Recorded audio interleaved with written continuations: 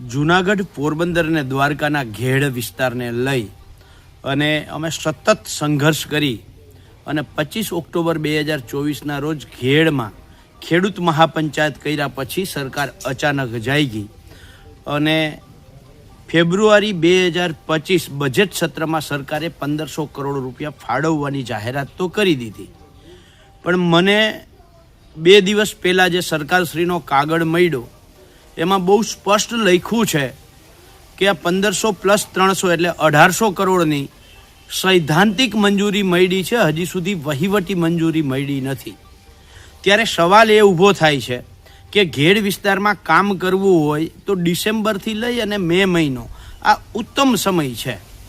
આજે જાન્યુઆરી તો ચાલે છે, હજી સુધી જો વહીવટી મંજૂરી 11 મહિના પછી એ ન મળી હોય, હવે 1 મહિનો બાકી છે, ફરીથી નવું બજેટ સત્ર આવશે, તો સરકાર માત્ર અને માત્ર જાહેરાતો કરવી, સૈદ્ધાંતિક મંજૂરીઓ આપવી આટલું જ કરવા માગે છે કે ઘેડનો ખરેખર અર્થમાં વિકાસ કરવા માગે છે? સરકારની નીતિ અને નિયતમાં ક્યાંક ખોટ હોય એવું લાગે છે। જેટલી જાહેરાત કરવા માટે સરકારશ્રીના ધારાસભ્યશ્રીઓએ, સિંચાઈ મંત્રીશ્રીએ અને કેન્દ્રીય મંત્રીશ્રીએ ત્રણેય મળીને લગભગ 8 પ્રેસ કોન્ફરન્સો કરી।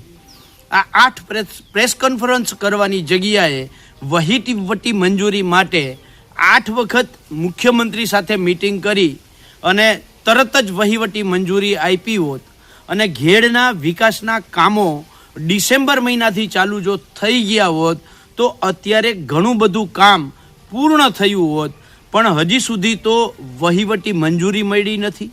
તો સરકાર શું હવે વહીવટી મંજૂરી આપશે, પછી ટેન્ડર પ્રક્રિયા કરશે, પછી મે મહિનામાં વર્ક ઓર્ડર આપશે અને જૂન મહિનામાં કામ ચાલુ કરશે અને જૂન અંતમાં વરસાદ આવશે અને બધા કામ પાણીમાં તણાઈ જશે ને બિલ બની જશે?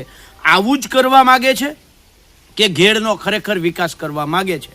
આ સૌથી મોટો સવાલ કરતો આજે રાજ્યના સિંચાઈ મંત્રીશ્રીને પત્ર લખી અને આ બાબતે તાત્કાલિક એક્શન લેવામાં આવે તેવી માગણી કરી છે।